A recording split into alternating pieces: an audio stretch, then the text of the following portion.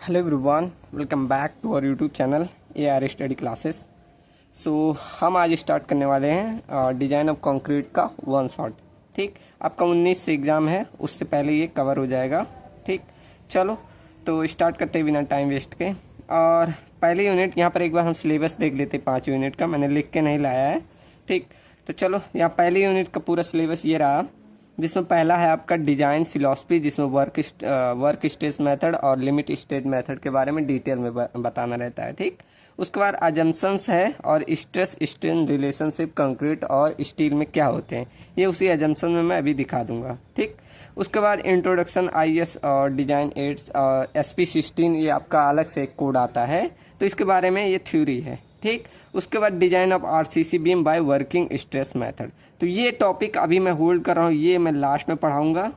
और अभी जितना आ रहा है ये सब अभी कवर करा दे रहा हूँ। ठीक, ये वाला टॉपिक अभी भूल जाइए, ये हम एकदम लास्ट में कवर करेंगे। ठीक, ये वाला टॉपिक क्यों, क्योंकि अभी जब दोनों मिक्स करा देते हैं, जैसे इसी में WSM LSM एक साथ हो जाता है ना, तो ये दिक्कत हो जाता है। जैसे अभी आप सब सिलेबस देखेंगे तो LSM से है ना, तो इसीलिए तो पहले हम LSM को कवर करेंगे, उसके बाद हम LSM में, मतलब आपका WSM में यही एक टॉपिक है, ये एक टॉपिक है कि सिर्फ हमें बीम डिजाइनिंग करनी है बस, तो इसे हम लास्ट में देख लेंगे।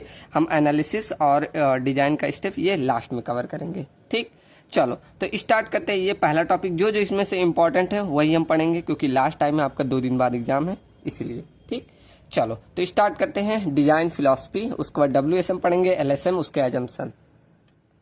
चलो तो देखो, आपका पहले यहाँ पर डिजाइन फिलॉसफी।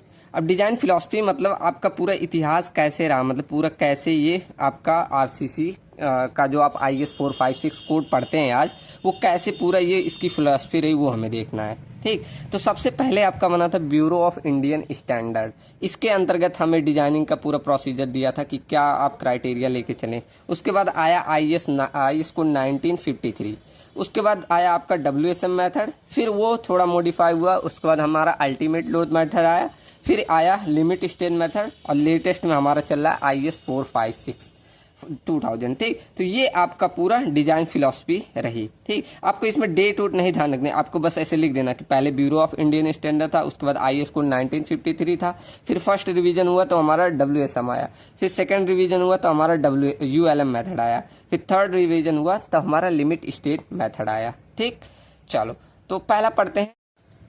चलो अब पढ़ते हैं WSM।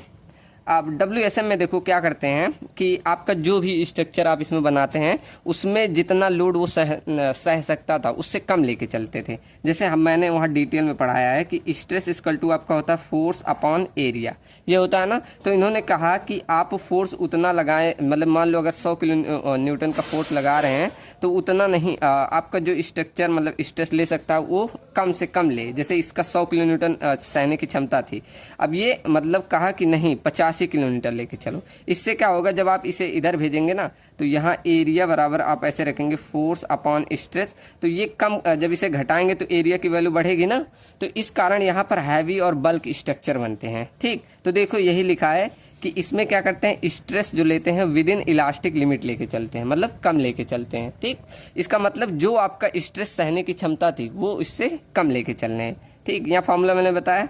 इससे क्या होता है, एरिया आपका ज़्यादा बनता है, मटेरियल कंजम्पशन ज़्यादा होती है, कॉस्ट ज़्यादा लगती है, अनइकोनॉमिकल स्ट्रक्चर बनते हैं। ठीक, यहाँ पर लार्ज सेक्शन जिससे प्रोड्यूस होते हैं, जैसे इसका मेनली यूज होता है डैम, रिजर्वायर, वाटर टैंक, इन सभी में यूज होता है। ठीक, यहाँ सब हिंदी में लिखा हुआ है, अच्छे से समझ लीजिएगा आप लोग। उसके बाद कंक्रीट, इसमें फैक्टर ऑफ सेफ्टी कंक्रीट के लिए 3 लेके चलते हैं और स्टील के लिए 1.78। अगर वहीं डायरेक्ट कंप्रेशन आ रहा है तो उसके लिए 4 लेके चलते हैं। ठीक, तो ये तो हमारा रहा WSM मेथड। ठीक, ये सब पढ़ लेना, वही हिंदी में पूरा लिखा हुआ है। अब देखो ULM ने क्या कहा, इन्होंने क्या बोला कि जितना, जैसे आपका स्ट्रेस सहने की क्षमता 100 किलो न्यूटन है तो 100 किलो न्यूटन ही ले लो, मतलब जितना सहने की क्षमता थी पूरा ले लिया। तो इससे क्या हुआ, तो देखो क्या लिया, वही फुल जितना स्ट्रेंथ था वही कंसीडर कर लिया, मतलब sigma equal to sigma ultimate U की वैल्यू जितना था उतना। इससे क्या हुआ, एरिया तो कम हो गया, लेकिन मटेरियल कंजम्पशन भी कम हो गया, कॉस्ट भी कम हो गया और इकोनॉमिकल स्ट्रक्चर बना। लेकिन नुकसान क्या हुआ कि स्टेबिलिटी घट गई और सेफ्टी भी आपकी घट गई। ठीक, इसलिए इसे रिजेक्ट कर दिया गया। ये सब वही हिंदी में लिखा हुआ है, पढ़ लीजिएगा। उसके बाद आपका आता है लिमिट स्टेट मेथड। ये सबसे अच्छा रहा और अभी तक इसे काफ़ी जगह यूज होता है। ये देखो लिखा है, सबसे इकोनॉमिकल होता है, सेफ होता है, स्टेबल होता है, इसमें मीडियम साइज के स्ट्रक्चर हमें ऑब्टेन होते हैं। ठीक, ये सब वही लिखा हुआ है, देख लीजिएगा। इसमें देखो कंक्रीट के लिए फैक्टर ऑफ सेफ्टी 1.5 लेके चलेंगे और स्टील के लिए 1.15। ये बातें ध्यान रखिए, अभी आगे यूज होगा। ठीक, कंक्रीट के लिए कितना 1.5 और स्टील के लिए 1.15। ठीक, चलो अब ये लिमिट स्टेट मेथड को दो भागों में पढ़ते हैं। एक बोला जाता है लिमिट स्ट्रेंथ ऑफ स्ट्रेंथ, जिसे कोलैप्सिबिलिटी भी बोला जाता है। एक सर्विसिबिलिटी, मतलब स्ट्रेंथ में आप क्या देखते हैं, बेंडिंग देखते हैं, टॉर्जन, शियर, टेंशन, कंप्रेशन, ये सब देखते हैं।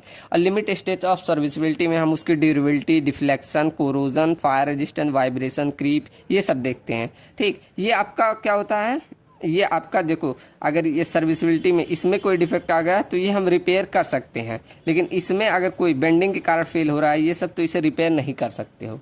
ठीक, तो ये अब इतना रहा आपका बेसिक LSM WSM के बारे में। ठीक, अगर आपको PDF UDF चाहिए होगी तो आप या तो टेलीग्राम ज्वाइन कर लीजिए या मेरे नंबर पे कांटेक्ट कर लीजिएगा इससे। ठीक, चलो अब बढ़ते हैं एजम्पशन की तरफ। एजम्पशन में मैंने वहाँ पर बताया था पहला LSM और WSM, ये आपके सिलेबस में है। ठीक, तो पहला हम एजम्पशन पढ़ते हैं LSM का। ठीक, ये हमारा LSM का, उसके बाद अभी मैं WSM का लिखवाऊंगा। ठीक, क्योंकि मैंने लेक्चर में अभी पढ़ाया नहीं था तो इसलिए फिर से मैं इसे लिखवा के पढ़ाऊँगा WSM का।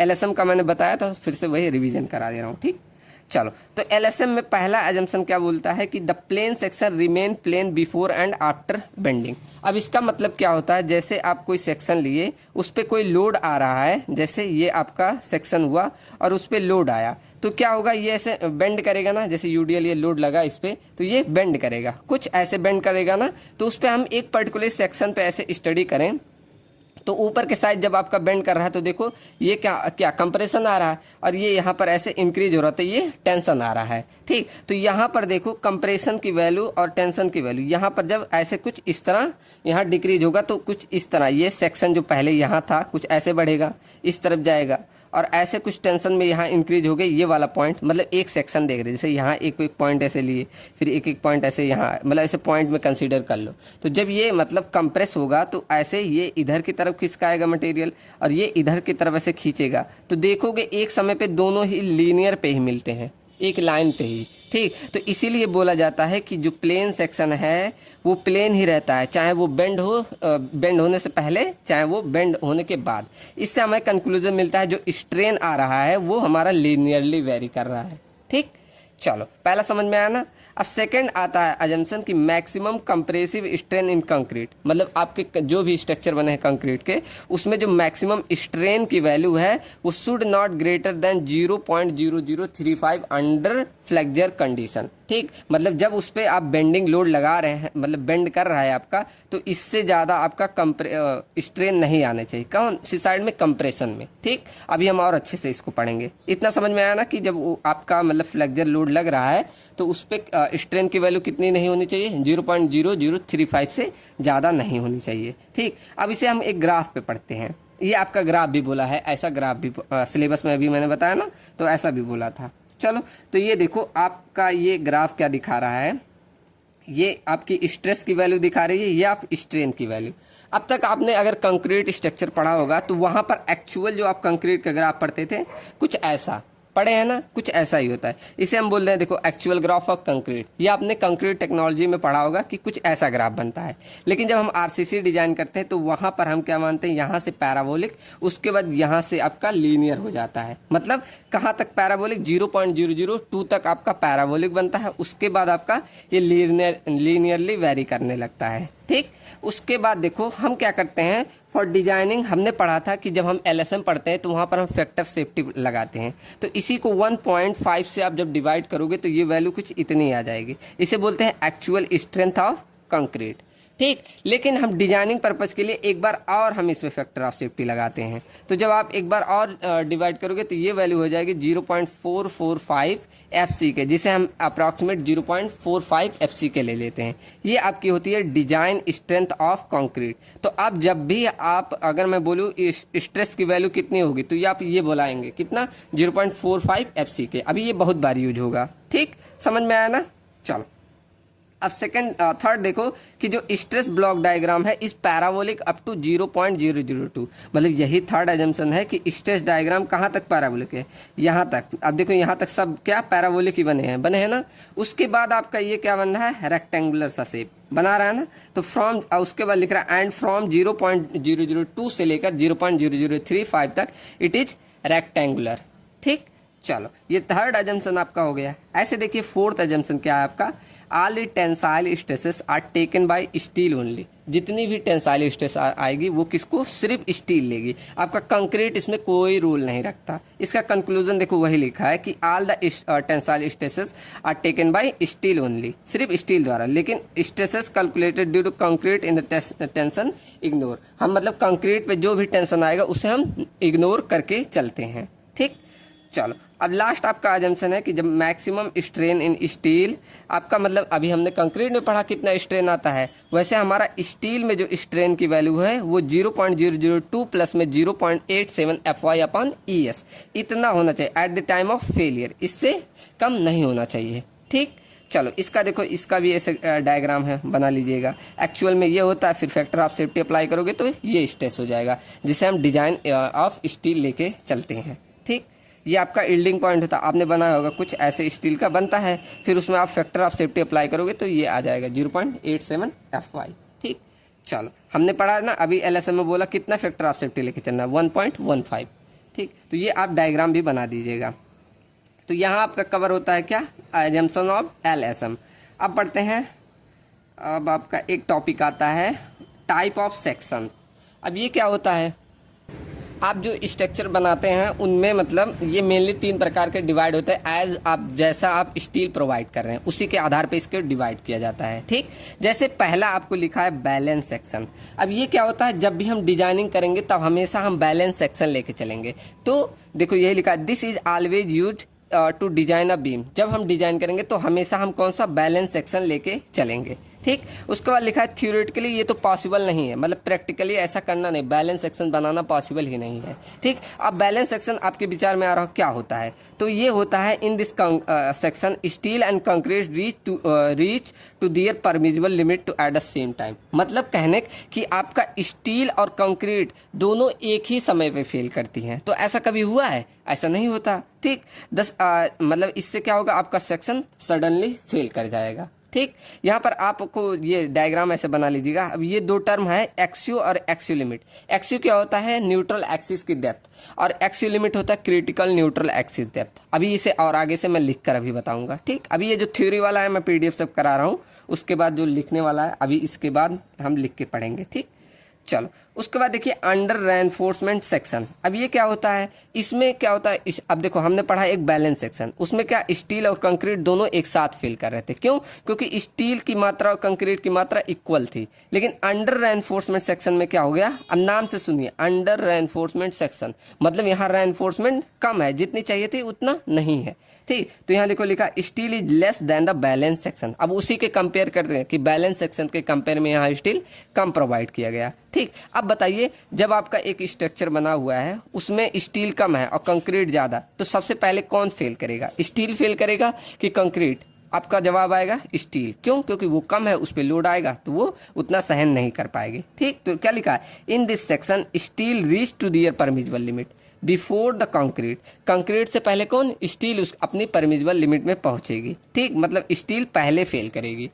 अच्छा, तो जब स्टील फेल करती है तो कौन सा फेलियर बनता है, डक्टाइल टाइप फेलियर। ठीक, तो मतलब इसमें प्रॉपर वार्निंग देगा बिफोर फेलियर से पहले। ठीक, हम तो यही चाहते हैं कि हमारा जो भी स्ट्रक्चर फेल करे, फेल होने से पहले वार्निंग दे। ठीक, तो this type of the best section two design. हम हमेशा जब भी डिजाइन करेंगे सबसे बेस्ट यही होता है। क्यों, क्योंकि हम चाहते हैं कि जब भी हमारा स्ट्रक्चर फेल हो, हमें फेल होने से पहले वार्निंग जरूर दे। ठीक, ultimately concrete will fail in gradually manner with the help of steel. मतलब इससे क्या होगा, आपका जब कंक्रीट फेल करेगा एक ग्रेजुअल मैनर, धीरे धीरे फेल। अच्छा, ऐसा नहीं ब्रूटल फेलियर देखने को मिलेगा। ठीक, चलो अब देखिए ओवर रेनफोर्समेंट सेक्शन। अब यहाँ नाम से सुनिए, ओवर रेनफोर्समेंट क्या साउंड कर रहा है कि आपका रेनफोर्समेंट जो था वो ज़्यादा प्रोवाइड कर दिया गया। ठीक, तो वही लिखा steel is provided more than balance section. Balance section इसमें मतलब उससे कंपेयर किया जाता है हमेशा बैलेंस सेक्शन से, तो यहाँ बैलेंस सेक्शन से ज़्यादा प्रोवाइड कर दिया गया स्टील, इसीलिए इसे ओवर रेनफोर्समेंट बोला जाता है। अब बताइए, जब आपका स्टील ज़्यादा है स्ट्रक्चर में तो पहले स्टील फेल करेगा कि कंक्रीट? आपका जवाब क्या आएगा कि कंक्रीट। कंक्रीट कम है और स्टील ज़्यादा, तो पहले कौन? कंक्रीट फेल करेगा। तो यही लिखा है कि in this section concrete reach to their permissible limit before steel. ठीक, मतलब स्टील से पहले कौन? कंक्रीट अपनी परमिजिबल लिमिट में पहुंचेगा। क्यों? क्योंकि ये कम है। ठीक, तो इस प्रकार जब कंक्रीट फेल करता है कौन सा फेलियर होता है? ब्रिटल। तो ब्रिटल लिखा है। ठीक, तो ये कोई वार्निंग नहीं देता फेलियर होने से। तो सबसे रॉस्ट, सबसे बेकार ये होता है। ये हम नहीं चाहते कि हमारा ओवर रेनफोर्समेंट हो। ठीक, ये कभी कभी आपने देखा होगा अगर फेलियर उसमें क्या ब्रिजेज में, तो ये फेलियर देखने को मिलता है क्योंकि ब्रिजेज में स्टील की मात्रा काफ़ी ज़्यादा प्रोवाइड करनी पड़ती है। ठीक, अब देखो यहाँ एक नोट पॉइंट है ये कि अगर कोई बीम में ओवर एनफोर्समेंट पाई जाती है तो हम बीम को मोमेंट कैरिंग कैपेसिटी घटाकर बैलेंस सेक्शन तक लाते हैं। मतलब वहाँ पर हम क्या करेंगे? एक्सयू की वैल्यू एक्सयू लिमिट रख देंगे। मतलब वहाँ मेन कहने का मतलब कि हम वहाँ बैलेंस सेक्शन मान के डिजाइन करेंगे। ठीक, यहाँ हम मतलब ये नहीं, हम ओवर एनफोर्समेंट मान के कभी भी डिजाइनिंग नहीं करते। अगर आपका आ गया तो हम वहाँ कंसिडर नहीं करेंगे। ठीक, चलो ये थ्योरी पोर्शन था, इसे मैंने ऐसे कवर करा दिए, अभी टाइम वेस्ट होता। अब चलो पढ़ते हैं WSM, उसे मैं लिख कर बताऊंगा। ठीक, देखो ये सब टॉपिक मैंने लिख के सोचा था पढ़ाने के, लेकिन टाइम वेस्ट होता इसलिए मैंने PDF लास्ट टाइम में बना दिया। ठीक, चलो अब अजम्पशन डायरेक्ट में लिखा रहा हूँ। चलो तो उसे मैं लिख के बता दे रहा हूँ। पहला अजम्पशन आपका सेम है कि आपका प्लेन सेक्शन प्लेन ही रहेगा बिफोर एंड आफ्टर बेंडिंग। अब ये मुझे समझाने की ज़रूरत है नहीं ना कि plane section remain plane before and after bending. ये तो सबको समझ में आ रहा होगा कैसे। अगर ये पूछ ले तो वही वाला फिगर बना के तुरंत कर दीजिएगा। ठीक, अब देखिए सेकंड अजम्पशन आता है कि इसमें जो स्ट्रेस के वेरिएशन होता है वो लीनियरली होता है। अब इसको कैसे लिखें? स्ट्रेस का वेरिएशन लीनियरली मतलब ये जो हमने कंसीडर किया था ऐसे कुछ हमारा स्ट्रेस आता है, लेकिन कहता है कि यहीं तक, उसके अंदर ही लो, तो इसलिए हम कहते हैं इसमें स्ट्रेस का वेरिएशन लीनियरली होता है। ठीक, तो ऐसे लिखोगे the stress strain relationship of steel and concrete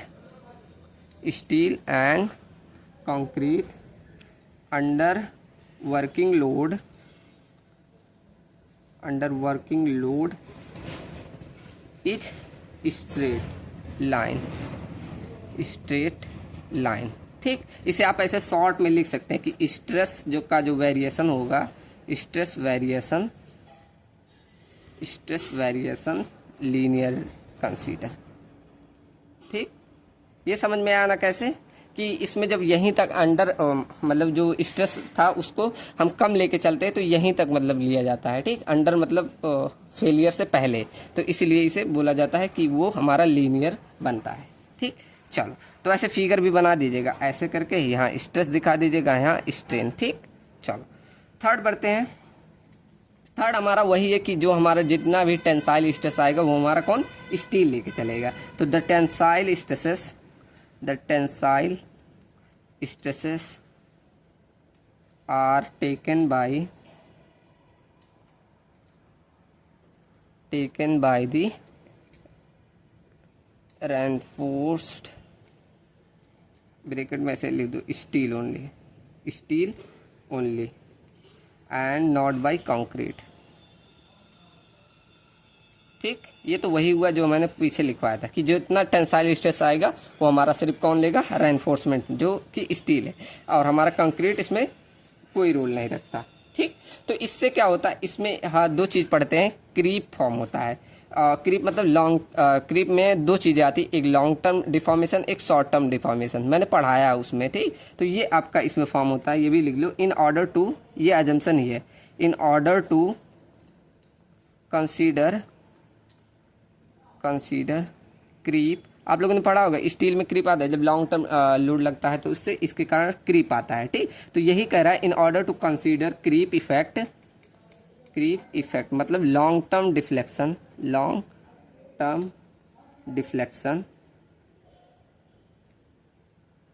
तो उससे हम निकालते हैं द मॉडुलर रेशियो। अब ये क्या होता है? द मॉडुलर रेशियो, अब ये मैंने पूरा उसमें पढ़ाया था। एक चीज़ होता है शॉर्ट टर्म मॉड्यूलर रेशियो, एक लॉन्ग टर्म मॉड्यूलर रेशियो। मतलब m बराबर 280/3 सिग्मा CBC। ठीक, ये हमारा होता है क्या, long term deflection, long term deflection. ठीक, ऐसे एक आपका शॉर्ट टर्म होता है, ये क्या होता है M/ES/EC।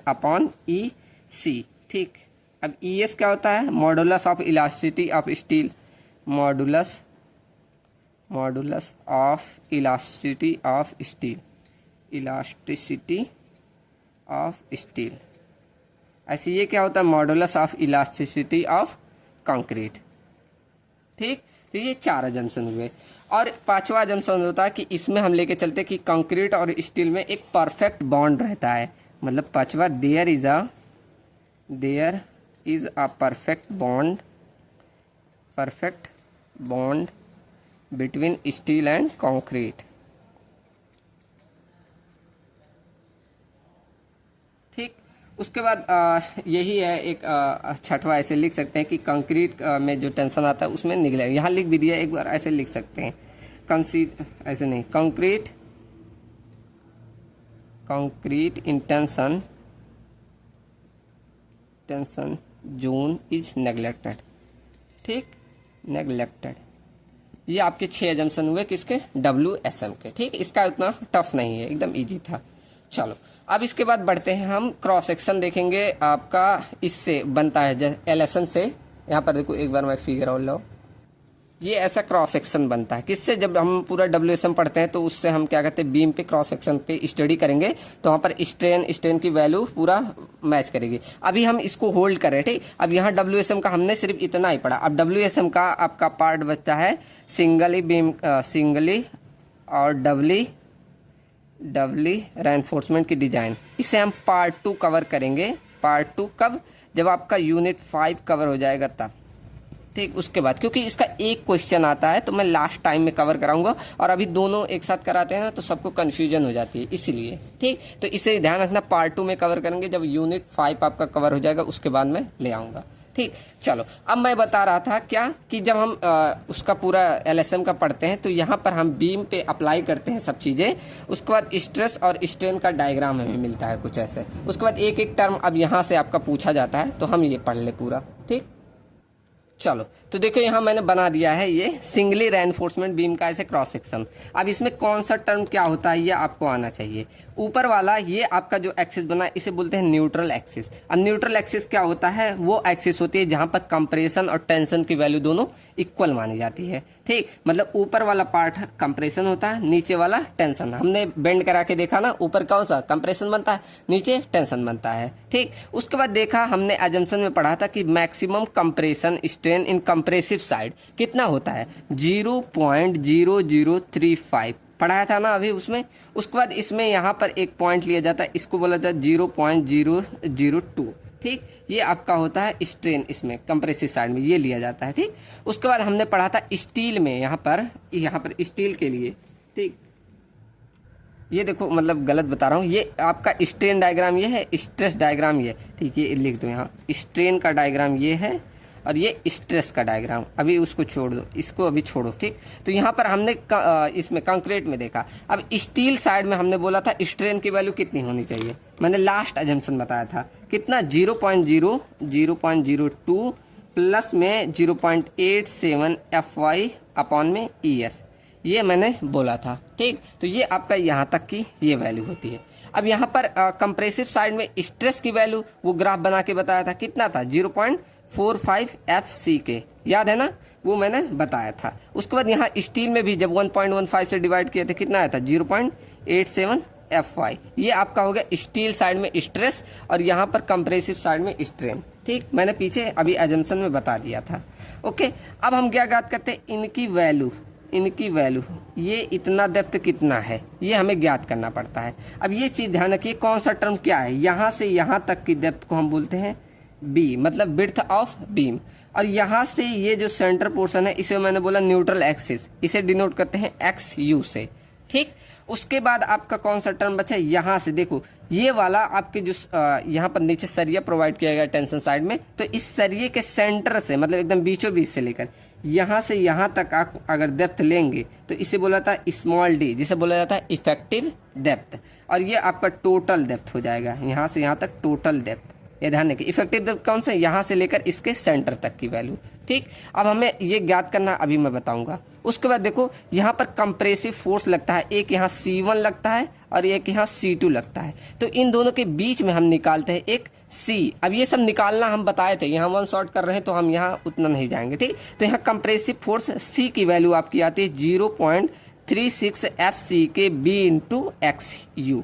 ठीक, ये डायरेक्ट मैं बता रहा हूँ, कैसे आता है अगर देखना हो तो लेक्चर पढ़े हुए हैं वहाँ देख लेना। ठीक, उसके बाद यहाँ टेंशन का फोर्स हम निकालते हैं। टेंशन कैसे आता है, यहाँ देखो स्ट्रेस इनटू एरिया ऑफ, ये एरिया ऑफ स्टील लेके चलो, एरिया ऑफ स्टील, इसे मल्टीप्लाई करोगे तो टेंशन फोर्स आपने पढ़ा होगा ना, stress into area equal to force होता है। तो ऐसे सेम स्ट्रेस कितना है 0.87 FY इंटू एरिया कितना है AST।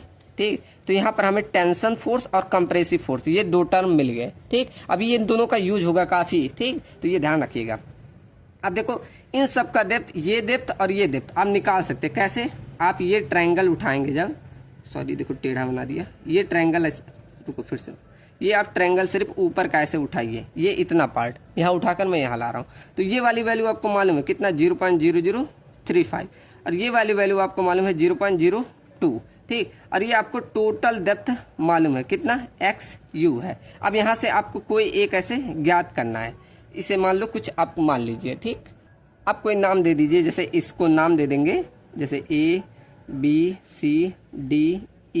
तो इसे DE मान लो। ठीक, DE मान लिया। ठीक, ऐसे इतना डेप्थ को। अब यहाँ से बाय सिमिलर ट्रायंगल आपने पढ़ा होगा कि AB अपान पूरा डेप्थ, ऐसे AB बटे पूरा डेप्थ XU इक्वल टू ये वाली डेप्थ कितनी है DC अपॉन ये डेप्थ हमने DE माना। ठीक, अब जो वैल्यू है रख दो, तो AB की वैल्यू कितनी है 0.0035 और XU ये 35 बटे XU इक्वल टू DC की वैल्यू कितनी है, ये वाली वैल्यू 0.002 है बटे में, और ये आपका कौन सा टर्म बचा DE, जिसे हमें ज्ञात करना है DE। ठीक, तो यहाँ से इसको इधर भेज के आप कैलकुलेट कर सकते हैं, तो DE बराबर कैलकुलेट करोगे इधर तो ये वैल्यू आपकी आ जाएगी 4/7 XU कर लेना। ठीक, ये वैल्यू आपकी आ जाएगी कितनी 4/7, मतलब ये हमने ज्ञात कर लिया 4/7 XU। ठीक, ऐसे ही आप इसमें से अगर टोटल में से ये घटाओगे तो वैल्यू आ जाएगी 3/7 XU। ठीक, समझ में आया ना कैसे आया, बाय सिमिलर ट्रायंगल से हमने निकाल लिया। अब एक एक टर्म मैंने यहाँ निकाल दिया। ठीक, चलो अब एक टर्म और इसमें सीख लीजिए कि ये जो हमने कंप्रेसिव फोर्स लिया, मैंने बोला इन दोनों C1 और C2 निकालते हैं तो इन दोनों के सेंटर पॉइंट पे लेते हैं, तो ये जो डेप्थ होती है अगर पूछ ली जाए ये जो आपका कंप्रेसिव फोर्स है इसका लोकेशन कहाँ है, तो ये आता है 0.42 इंटू XU इतने डेप्थ पे। ठीक, ये क्या होता है लोकेशन ऑफ कंप्रेसिव फोर्स। ठीक, तो यहाँ पर कितने टर्म सीखे, ये लोकेशन ऑफ कंप्रेसिव फोर्स की डेप्थ इतनी होती है। अब चलो इसकी वैल्यू अगर निकालनी हुई कि न्यूट्रल एक्सिस हमें निकालना हुआ तो कैसे निकालोगे, तो यहाँ सीख लो एक्चुअल न्यूट्रल एक्सिस डेप्थ। अब ये सब आपके टर्म पूछे गए हैं, ध्यान से देखिएगा। ठीक, actual neutral axis depth, neutral axis depth. अब मैंने एक चीज़ आपको शुरू में ही बताया कि न्यूट्रल एक्सिस क्या होती है। न्यूट्रल एक्सिस वह एक्सिस होती है जहां पर कंप्रेसिव फोर्स और टेंशन फोर्स आपस में बराबर होता है, ये और ये बराबर होता है, बोला ना। तो यहाँ पर हमने क्या सीखा कि न्यूट्रल एक्सिस वह एक्सिस होती है, मतलब वह एक्सिस होती है जहां पर कंप्रेसिव फोर्स और टेंशन फोर्स आपस में बराबर होता है। तो मैंने अभी नीचे आपको कंप्रेसिव फोर्स की वैल्यू बताई कितना 0.36 FCKB into XU, 0.36 FCKB into XU equal to tension force कितना 0.87 FY इंटू AST, ये आपका होता है। तो अगर मैं क्या पूछूं आप XU निकाल सकते हैं, निकाल लेंगे कैसे, इसको यहीं रोके रहिए, इसको इधर भेज दीजिए, तो क्या हो जाएगा 0.87 FY into AST divided by 0.36 FCK into B। ठीक, तो कुछ आप ऐसे करके क्या न्यूट्रल एक्सिस निकाल लेंगे। ठीक, एकदम इजी है। अब सेकंड टर्म आता है critical neutral axis, critical neutral axis, critical neutral axis. अब ये क्या होता है न्यूट्रल एक्सिस, तो हम क्या करते हैं जब डिजाइनिंग करते हैं तो वहाँ हमेशा हम बैलेंस सेक्शन लेके चलते हैं। ये हमेशा ध्यान रखिए कि जब हम डिजाइनिंग करते हैं तो हम हमेशा बैलेंस सेक्शन लेके चलते हैं। हमने जब पढ़ा अभी सेक्शन तो हम देखे ना, हमने वहाँ हमेशा बैलेंस सेक्शन लेके चलते हैं। ठीक, तो वहाँ पर हम क्या करते हैं, एक्स यू की वैल्यू हम बराबर ले सकते हैं, एक्स यू लिमिट के बराबर हो जाता है। हम फिगर भी वहाँ बना हुआ देख लीजिए, ये हम कंडीशन लेके चलते हैं। तो अब इसी फिगर में ना आप एक्स यू लिमिट यहाँ तक रखेंगे तो एक नया फॉर्मूला आता है एक्स यू लिमिट। अब यहाँ मैं प्रूफ नहीं कराऊंगा क्योंकि बहुत टाइम लग जाएगा। ठीक, डायरेक्ट फॉर्मूला ध्यान रखिए कि एक्स यू लिमिट का तब यहाँ फॉर्मूला निकल के, मतलब ये वाली डेप्थ अब ना एक्स यू लिमिट रख दिया गया, ये दिख नहीं रहा, तो ये वाली डेप्थ अब क्या रख दिया, एक्स यू लिमिट रख दिया जाता है। तो यहाँ एक्स यू लिमिट की वैल्यू अगर निकालनी होती है तो इसका फॉर्मूला निकल के आता है 700/1100 प्लस में 0.87 FY इंटू डी। ठीक, ये ध्यान रखिए, ये किसका फॉर्मूला है, क्रिटिकल न्यूट्रल एक्सिस डेप्थ का, एक्स यू का। ठीक, इन पूरे टर्म को हम कभी पूरा क्या बोलते हैं, के बोल देते हैं, जिसे X U limit equal to हम क्या बोलते हैं, के बोल देते हैं, जिसे हम ऐसे शॉर्ट में लिख देते हैं के इंटू डी। अब ये फॉर्मूला ध्यान होना चाहिए क्या, X U limit equal to K into D. ठीक, अब इसका पूरा आप चार्ट बना सकते हैं। कैसे, आप एफ वाई की वैल्यू रखोगे ना तो यहाँ पूरा एक ऐसे आपका चार्ट बन जाएगा। कैसे, अगर यहाँ एफ वाई क्या होता है आपका ग्रेड ऑफ स्टील, ठीक, ग्रेड, और यहाँ के की वैल्यू, के क्या, हम इतने टर्म को क्या डिफाइन कर दिए, के। ठीक, तो के की वैल्यू आप निकाल सकते हैं। कैसे, आप जब भी यहाँ ग्रेड की वैल्यू रखोगे, जैसे एफ ई आप 250 रख दें, या एफ ई 415 रख दें, या एफ ई ऐसे 500 रखोगे, तो इन सब के लिए आपकी वैल्यू निकल के आएगी। क्या, ऐसे एफ ई 250 के लिए निकल के आएगी 0.53। अब यहाँ डी लिख दें, चलो यहाँ सिर्फ इतना रहने दो। अब के, अब इंटू यहाँ एक्स यू लिमिट लिखा होता तो डी भी लिख देता। ठीक, और उसके ऐसे आप एफ ई यहाँ 415 रखोगे तो यहाँ 0.48 आएगा, ऐसे एफ ई 500 रखोगे तो 0.46 आएगा। ठीक, अब ये आपकी जुबान पे होना चाहिए, क्यों, क्योंकि अभी ये डिजाइनिंग जब करेंगे तो बहुत बार यूज होगा। ठीक, समझ में आया ना, हमने क्या क्रिटिकल न्यूट्रल एक्सिस सीख लिया, एक्चुअल न्यूट्रल एक्सिस सीख लिया। चलो, अब एक टर्म आता है लीवर आर्म। अब लीवर आर्म क्या होता है, ये वर्टिकल, अब समझ में आ रहा है, मैं फास्ट थोड़ा चल रहा हूँ क्योंकि सिलेबस बहुत बड़ा है आपका। ठीक, चलो, तो अब आपका नेक्स्ट टर्म मैं बताने जा रहा हूँ लीवर आर्म। अब लीवर आर्म क्या होता है, ये वर्टिकल डिस्टेंस होती है between compressive and tensile force, इन दोनों के बीच की डिस्टेंस को हम लीवर आर्म बोलते हैं। ठीक, चलो, तो लीवर आर्म कैसे निकालोगे, मैंने बोला कि इन दोनों की वर्टिकल डिस्टेंस, इन दोनों के बीच की, मतलब यहाँ से, अब देखो फिगर मैं बनाऊं तो मतलब यहाँ से यहाँ तक की डिस्टेंस कैसे निकालोगे, ये वाली डिस्टेंस को मैंने बोला लीवर आर्म।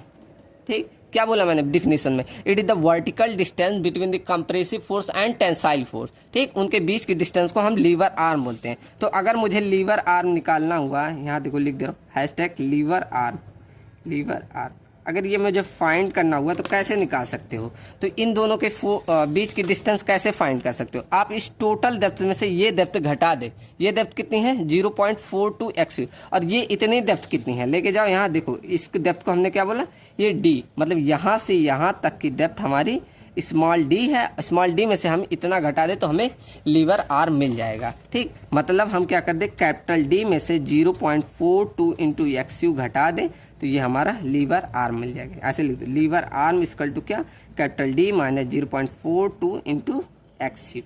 ठीक, यहाँ आपका टर्म था ये। ठीक, चलो, अब एक टर्म लास्ट सीखिए, movement of resisting, movement of resistance, sorry, movement of resistance, movement of resistance. अब ये क्या होता है, ये मतलब आपकी बीम की कितनी कैपेसिटी है जब उस पर कोई लोड, जैसे आपका ये बीम है, अब इस पे लोड लगा रहे हैं तो कितनी कैपेसिटी है उस लोड के कारण जो बेंडिंग आ रहा है उसको रजिस्ट करने की, वही आता है मूवमेंट, वही को बोलते हैं मूवमेंट ऑफ रेजिस्टेंस। अब इसका फॉर्मूला आपने ऐसे पढ़ा होगा, मूवमेंट इक्वल टू निकालना पड़ा होगा, मूवमेंट इक्वल टू कैसे पढ़े हैं, फोर्स इंटू परपेंडिकुलर डिस्टेंस, ये पढ़ा होगा ना, force into perpendicular distance, perpendicular distance, ये आपने पढ़ा होगा। तो ऐसे आप जब मोमेंट ऑफ रेजिस्टेंस निकालोगे, MOR इसे शॉर्ट में बोल देंगे, तो ये क्या होता है, बस फोर्स की जगह पे फोर्स लिख दो और यहाँ जो परपेंडिकुलर डिस्टेंस है इसके जगह पे बस लीवर आर्म कर देना, लीवर आर्म कर देना। ठीक, चलो, ये आपका मोमेंट ऑफ रेजिस्टेंस हो गया। ऐसे आप अगर आपको निकालना हुआ, मान लो कंप्रेसिव साइड में निकालना हुआ, कंप्रेसिव साइड में, तो आप क्या करेंगे, तो यहाँ पर बस आपको moment of resistance equal to in compressive side C लिख दें। तो यहाँ फोर्स के स्थान पे बस कंप्रेसिव फोर्स की वैल्यू क्या है 0.36 F C K B into X U into lever arm क्या है, अब ये लीवर आर्म की वैल्यू रख दो d minus 0.42 into X U. ठीक, ये आपका लीवर आर्म हो गया। ऐसे आप अगर टेंशन साइड में निकालेंगे, बी मान लो हम टेंशन साइड में निकाल रहे हैं, टेंशन साइड में, तो वहाँ पर मोमेंट ऑफ रेजिस्टेंस क्या होगा इन टेंशन। बस यहाँ पर जो आप फोर्स रखे वो टेंशन फोर्स रख दो, क्या ना 0.87 F Y into A S T bracket में d minus 0.42 into X U. ठीक, ये आपका हो गया क्या moment of resistance in tension side. ठीक, चलो यहाँ पर आपका जो बेसिक टर्मिनोलॉजी था वो खत्म होता है। अब हम कुछ आईएस कोडल प्रोविजन सीखते हैं, क्योंकि ये आपका काफ़ी यूज होता है। ठीक, ऐसे 2 नंबर में कभी पूछ लेगा, तो इसको हम सीख लेते हैं आईएस कोडल प्रोविजन। चलो अभी एक हेडिंग डाला रहा हूँ आईएस कोडल प्रोविजन। चलो तो पहला लिखो, पहला आईएस कोडल प्रोविजन, यहाँ हेडिंग लिख दो आईएस कोडल प्रोविजन, दिख नहीं रहा प्रोविजन। ठीक, अब इसमें देखो क्या चीज़, पहला हम सीखते हैं मिनिमम एरिया ऑफ रेनफोर्समेंट कितना रखना, AST मिनिमम की वैल्यू। इसके लिए ये सब आईएस कोडल द्वारा फार्मूला है कि अगर मुझे मिनिमम रेनफोर्समेंट चेक करना है AST मिनिमम इन बीम, तो ये फार्मूला है AST मिनिमम। अब ये फार्मूला दिया गया है आईएस कोड में, आप जाएंगे वहाँ भी मिल जाएगा। ठीक, तो AST मिनिमम अपॉन में BD इक्वल टू 0.85 अपॉन FY। ठीक, ये आपका का आईएस कोडल प्रोविजन द्वारा फॉर्मूला है। यहाँ पर आप FY की वैल्यू जब रखेंगे तो यहाँ पर एक आपका फॉर्मूला निकल के मतलब चार्ट निकल के आ जाता है। अब ये भी ध्यान रखिए, ऐसे आपको बना देंगे एग्जाम में तो काफ़ी नंबर मिलेगा। जैसे यहाँ अगर मैं ये इसकी वैल्यू रख के इधर भेजूँ ना, जैसे यहाँ पर इसको इधर भेज के इधर सॉल्व करोगे तो ये वैल्यू आ जाती है AST मिनिमम। कैसे, देखो यहाँ पर FE 250 रख दो, FE 415 और FE 500। ठीक, तो इन सबको अगर FE 250 रखोगे तो इसकी वैल्यू आएगी 0.34% ऑफ BD। ऐसे आप FE 415 रखोगे तो इसकी वैल्यू आएगी 0.20% ऑफ BD। ऐसे FE 500 रखोगे तो 0.17% ऑफ BD। ये चार्ट भी ध्यान रखना। ठीक, ये मिनिमम एरिया ऑफ रेनफोर्समेंट का हो गया। ऐसे अगर आपका मैक्सिमम पूछ ले कि मैक्सिमम एरिया ऑफ रेनफोर्समेंट, ऐसे डालो maximum area of reinforcement, area of reinforcement, तो ये कितना होता है, ये आपका 4% से ज़्यादा नहीं होना चाहिए टोटल क्रॉस सेक्शन एरिया के। ठीक, मतलब ए मैक्स की value does not greater than 4% of cross sectional area के, क्रॉस सेक्शनल एरिया के। ठीक, तो ये आपका किसके लिए होता है, मैक्सिमम एरिया ऑफ रेनफोर्समेंट। अब क्रॉस सेक्शन एरिया मतलब समझते हैं 4% of B into capital D, यहाँ स्मॉल d मत लगा देना। ठीक, ये आपका क्रॉस सेक्शन एरिया मतलब पूरा ऐसे बीम दिया जाता है, यहाँ से जो कैपिटल D और ये स्मॉल b। ठीक, चलो ये तो हो गया आईएस कोडल प्रोविजन का फॉर्मूला, जब आपको ये सब मालूम हो। ठीक, अब एक फॉर्मूला और आता है, इन सबको नोट पॉइंट पे लिख दीजिएगा। ठीक, नोट में ये अभी जो हम लिखवाने जा रहे हैं ये आगे आपका जब डिजाइनिंग पढ़ोगे तो ये बहुत जगह यूज होगा। ठीक, इसे यूनिवर्सल फार्मूला बोलते हैं, यहाँ पर ऐसे लिख दो universal formula, universal formula for area, formula for area. अभी आपकी जुबान में हो जाएगा कुछ दिन बाद, ये इतनी बार ये हम लिखेंगे। ठीक, तो area of reinforcement AS equal to होता है 0.5 FCK अपॉन FY ब्रेकेट में 1 माइनस अंडर रूट में 1 माइनस 4.6 MU अपॉन में FCK BD स्क्वायर, फिर ब्रेकेट बंद B इंटू D। ठीक, ये आपका होता है एरिया ऑफ स्टेट। आप सोच रहे इतना बड़ा है, इतनी बार आपको ये यूज करना है कि आपको खुद ये ध्यान हो जाएगा, आप न्यूमेरिकल बस लगाते जाइएगा। ठीक, चलो तो ये हो गया एरिया ऑफ रेनफोर्समेंट। अब अगर आपको स्पेसिंग निकालना है, स्पेसिंग मतलब आप जो प्रोवाइड कर रहे हैं इनके बीच कैसे स्पेसिंग निकालना हुआ, तो ये कैसे निकालते हैं, तो इसका फॉर्मूला होता है 1000 divided by area of steel into में π/4 इंटू डाया का स्क्वायर। ये स्पेसिंग का फॉर्मूला होता है। फाई यहाँ डाया ऑफ बार होता है, डाया ऑफ बार, और AS आपका एरिया ऑफ स्टील, ये ध्यान रखिए। ठीक, तो ये स्पेसिंग का फॉर्मूला होता है। चलो तो यहाँ पर जितने भी आईएस कोडल प्रोविजन थे सब हम कवर करते हैं। ठीक, चलो तो यहाँ पर यूनिट 1 का आपका मेन सब टॉपिक कवर होता है। अब हम बढ़ते हैं यूनिट नंबर 2 पे। ठीक, बस हमारा यूनिट नंबर 1 में क्या छूटा है, आपका WSM का यहाँ मैं बड़े में लिख दूँ, सबको क्लियर है। यूनिट 1 में हमने क्या छोड़ा है? यूनिट 1 में बस हमने WSM के बीम की डिजाइनिंग स्किप की है, बीम डिजाइनिंग। ठीक, इसे हम पार्ट 2 कवर करेंगे। कब कवर करेंगे? अभी जब हमारे यूनिट 5 ये हो जाएगा तब। ठीक, क्यों नहीं पढ़ा रहा हूँ? क्योंकि अभी मिक्सअप हो जाएगा, पहले हम LSM पूरा कवर करेंगे। ठीक, चलो तो बढ़ते हैं अपनी यूनिट नंबर 2 पे। यहाँ पर हमारा जो एकदम बेसिक प्रोविजन क्लास था वो होता है। इसमें बस बेसिक पहले यूनिट में थ्योरी थी। अगर आपके पास कोई डाउट होगा कोई भी आपके, तो आप मेरे पास भेज सकते हैं। ठीक, चलो तो स्टार्ट करते हैं यूनिट नंबर 2। यूनिट नंबर 2, देखो मैं टॉपिक लिख के लाया था, क्या क्या पढ़ाऊँगा दिखा दूँ एक बार। ये इतना टारगेट किया हूँ। ठीक, अभी इसमें से जो हो जाएगा उतना मैं पढ़ाऊंगा। देखो यहाँ पर मैंने बोला है इसे मैं अभी छोड़ूंगा।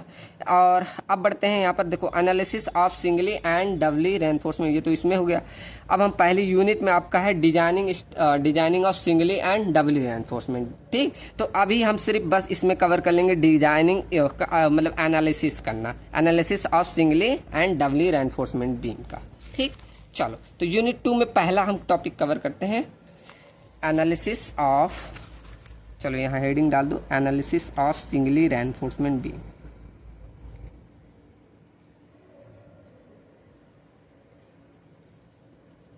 ठीक, चलो ये स्टार्ट करते हैं। किसी को कोई डाउट होगा तो जरूर भेजिएगा, मैं वो फिर से अगली यूनिट में पहले वो बताऊंगा तब कवर करा दूंगा। ठीक, चलो तो देखो अब इसमें एनालिसिस में हमारा मेन एम क्या रहता है, पहले ये, चलो पहले देखो इसमें क्या क्या गिवन रहेगा, क्या गिवन रहेगा और क्या आपका इसमें मेन रहता है, एम सॉरी। उसके बाद आप क्या स्टेप फॉलो करेंगे वो बताऊंगा। देखो इसमें आपका गिवन दे सकता है क्रॉस सेक्शन एरिया और ग्रेड, देखो लिखते जाऊँ, क्रॉस सेक्शन दे सकता है जो, उसके बाद ग्रेड ऑफ स्टील दे सकता है, ग्रेड ऑफ कंक्रीट है वो दे सकता है, उसके बाद आपका एरिया ऑफ स्टील रहेगा वो दे देगा। ठीक, और आपका कौन सा मेथड से करना है, जैसे WSM LSM ये दोनों में पढ़ना है, WSM LSM तो कौन सा करना है वो भी आपके क्वेश्चन में दे रखेगा। उसके बाद मेन एम इसमें होता है मोमेंट ऑफ रेजिस्टेंस निकालना, जो अभी हमने पीछे पढ़ा। ठीक, क्या मेन एम होता है? मोमेंट ऑफ रेजिस्टेंस निकालना। ठीक, ये आपका मेन एम होता है। अब कैसे करना है तो देखो जो जो स्टेप बता रहा हूँ वही स्टेप फॉलो कीजिएगा। अभी इसमें स्टेप ही पढ़ेंगे। ठीक, न्यूमेरिकल में कल कराऊंगा। तो स्टेप नंबर 1 आपको निकालना है critical depth of neutral axis को, जो हमने पढ़ा था पीछे अभी निकाला था ना, एक्सयू लिमिटिंग जिसे हमने बोला था। ठीक, तो पहला आपका स्टेप क्या करना है, क्रिटिकल न्यूट्रल एक्सिस को निकालना, क्रिटिकल न्यूट्रल एक्सिस।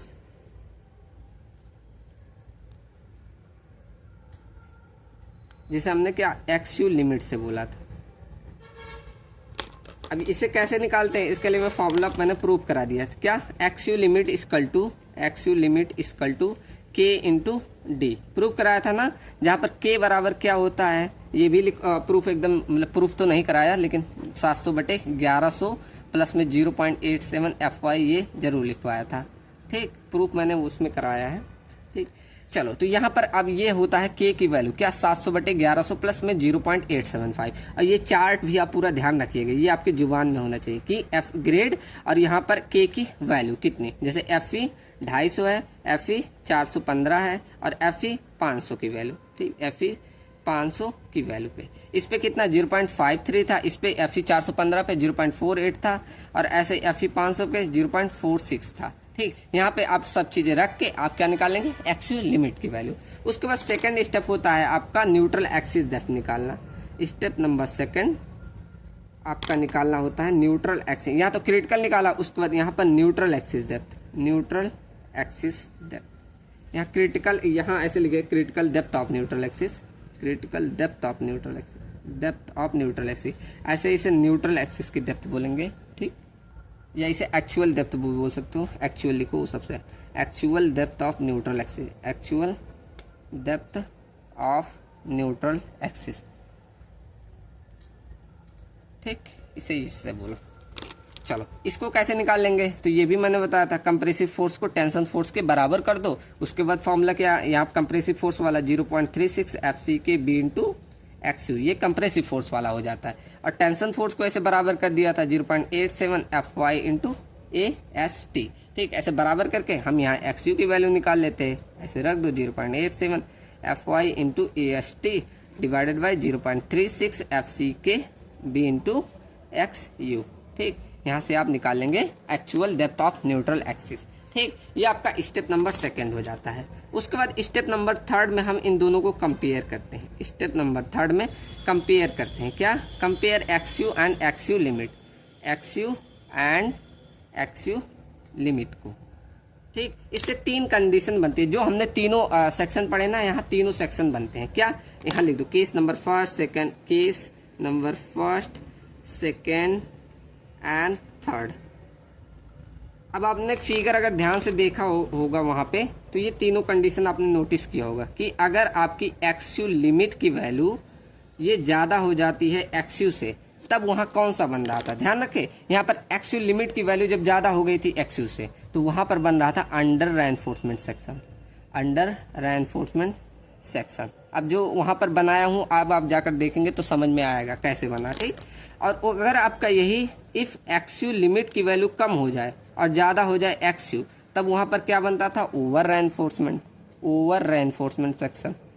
अगर यही दोनों जब बराबर हो जा रहे थे, इफ़ एक्स यू बराबर एक्स यू लिमिट हो जा रहा था, तब हम क्या बन जा रहा था? हमारा बैलेंस सेक्शन, सबसे पहला वाला बैलेंस सेक्शन। ठीक, तो ये तीनों कंडीशन बनती है। अगर ये भी ध्यान रखिए, ओवर सेक्शन जब आ जाएगा तो वहाँ पर हम बैलेंस सेक्शन ही लेके चलेंगे, मतलब वहाँ पर एक्स यू लिमिट की वैल्यू रख दोगे। ठीक, अब बताओ आपका अगर ये मतलब फेल कर रहा है, चलो मैं डायरेक्ट फोर्थ स्टेप ही लिख दे रहा हूँ। अब इसके बाद अगला स्टेप क्या? स्टेप नंबर 4 आपका रहेगा वही मोमेंट ऑफ रेजिस्टेंस फाइंड करना, मोमेंट ऑफ रेजिस्टेंस फाइंड करना। ठीक, आपने कंपेयर कर लिया। अब आपका मान लो पहले आपका क्या कंक्रीट फेल कर रहा है, अब वो कब फेल करता है? जब आपका अंडर रेनफोर्समेंट सेक्शन बनता है। ध्यान है ना, अंडर रेनफोर्समेंट में क्या पहले कंक्रीट फेल करता है, तो वहाँ पर आपको क्या मोमेंट ऑफ रेजिस्टेंस किसका निकालना होगा? कंक्रीट का। आप चाहे तो दोनों ही निकाल सकते हैं ना, 0.36 एफ सी के। अब हमने कैसे बताया था? Moment of resistance equal to क्या?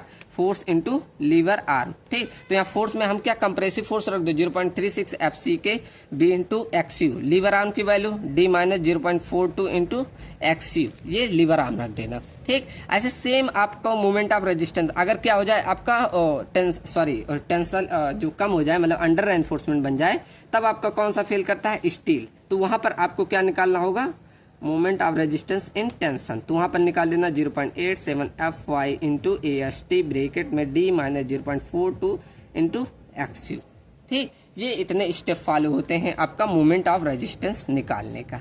ठीक, चलो आशा करता हूँ सबको समझ में आया होगा। अब हम बढ़ते हैं डिजाइनिंग पे, designing of singly reinforcement beam, designing of singly reinforcement beam. सबको समझ में आया यहाँ तक? किसी को कोई दिक्कत?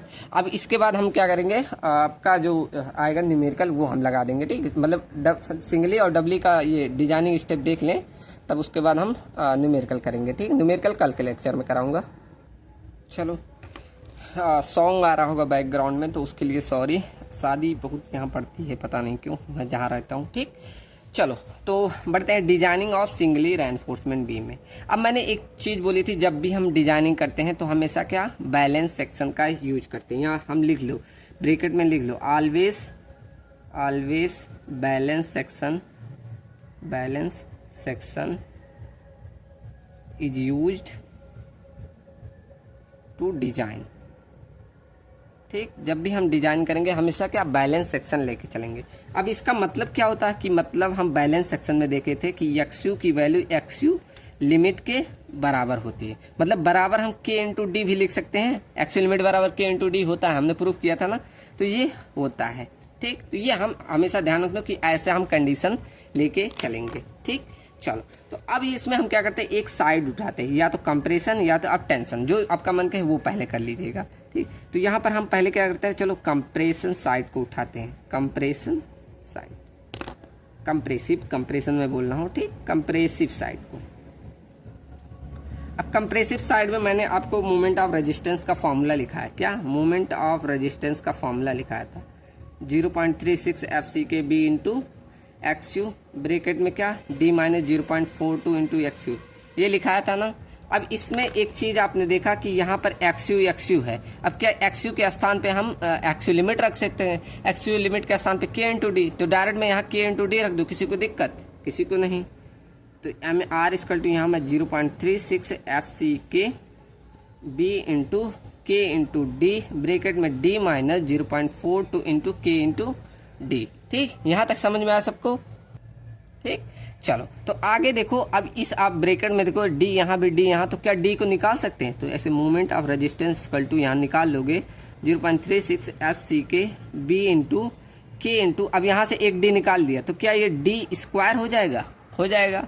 ठीक, तो यहाँ से क्या बचेगा 1 माइनस 0.42 इंटू के, ऐसे ब्रैकेट बंद।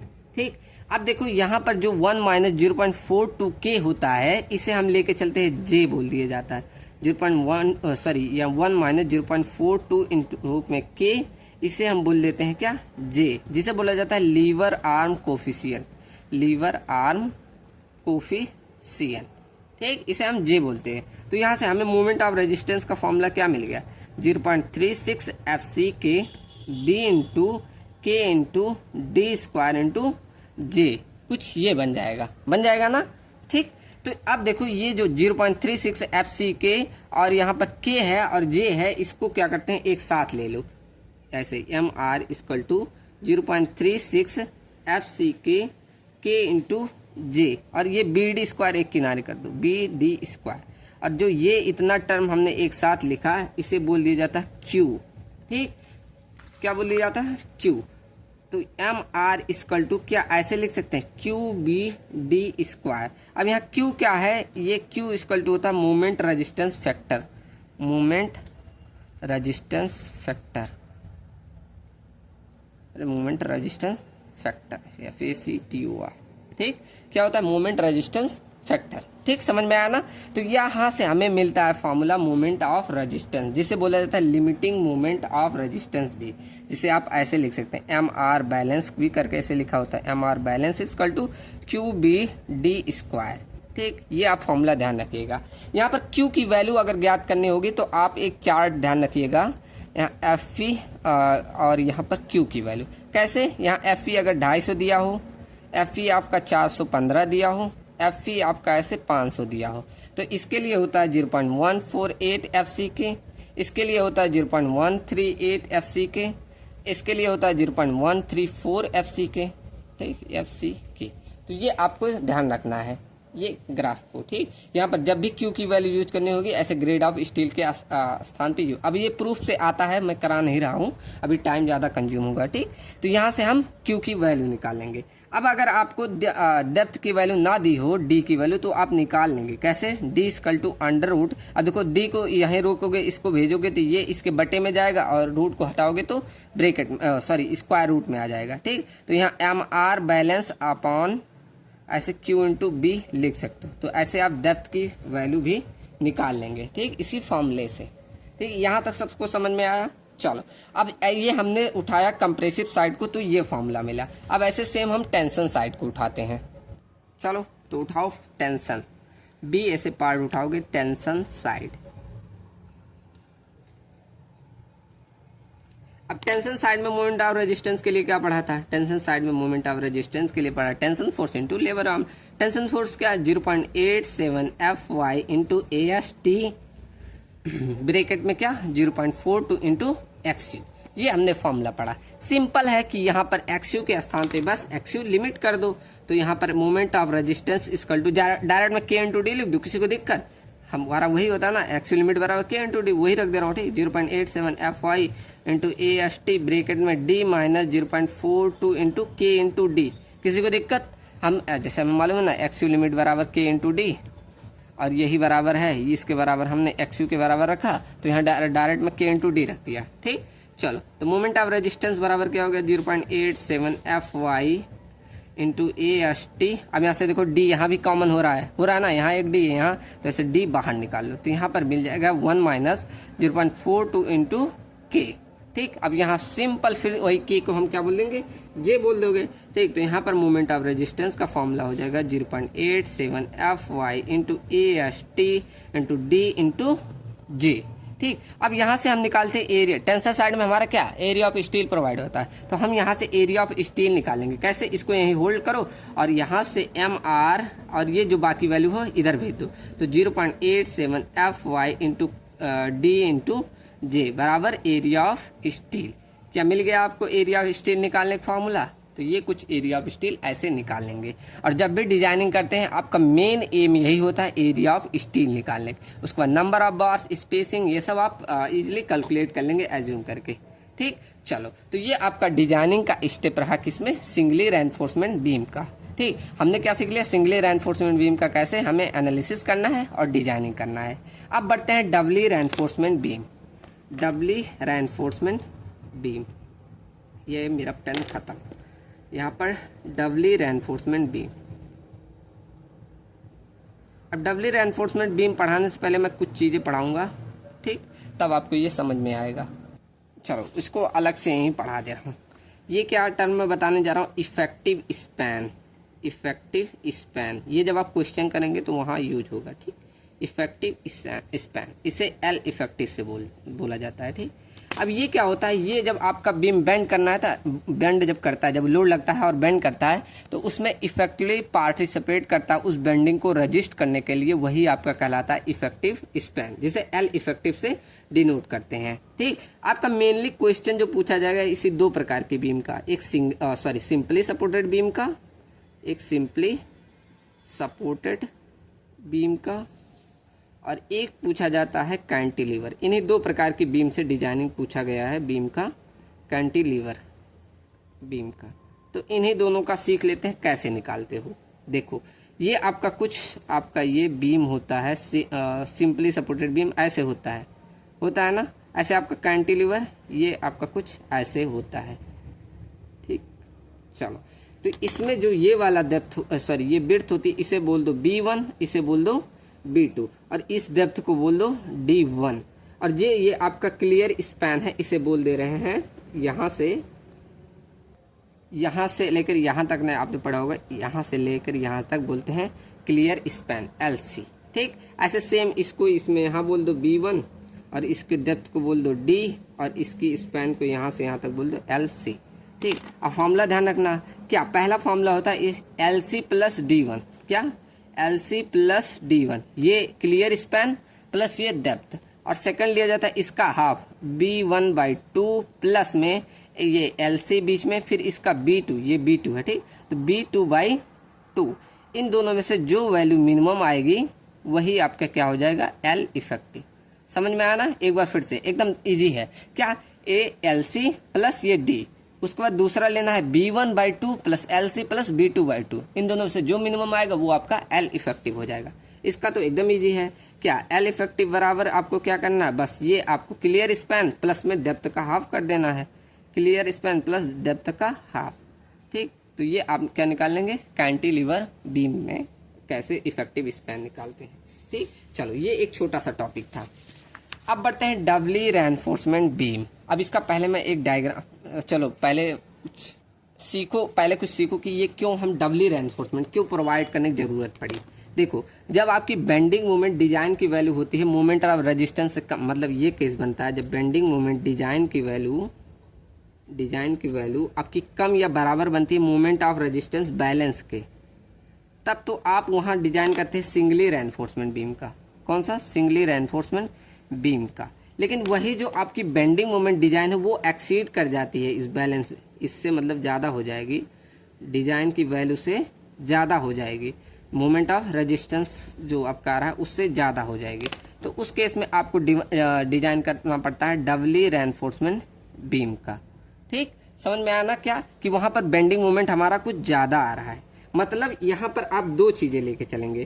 कौन सा, अगर यहाँ पर ऐसे लिखे कि बेंडिंग मोमेंट, अब मुझे अगर डिजाइन निकालना हुआ, बेंडिंग मोमेंट डिजाइन निकालना हुआ तो कैसे निकालोगे, जो पहले बेंडिंग मोमेंट MR बैलेंस से बेंडिंग आ रहा था, मतलब moment of resistance due to balance, इसमें एक्स्ट्रा आने की वजह से कुछ ज़्यादा आया तभी तो यहाँ पर बोला जाता है बेंडिंग मोमेंट एक्स्ट्रा आ रहा है। ठीक, तो इन दोनों को जब जोड़ोगे तब आपका बेंडिंग मोमेंट डिजाइन निकल के आता है।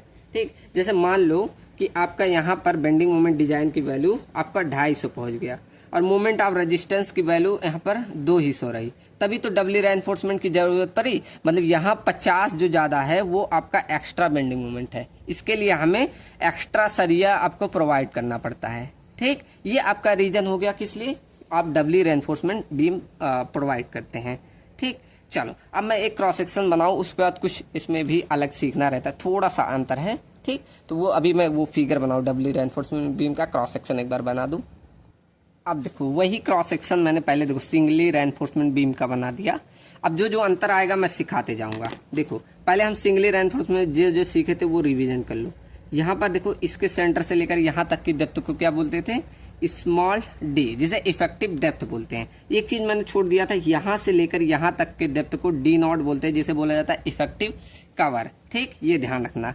उसके बाद मैंने टर्म सिखाया था, यहाँ से लेकर यहाँ तक की डेप्थ को बोलते हैं न्यूट्रल एक्सिस की डेप्थ, जिसे एक्सयू बोला जाता है।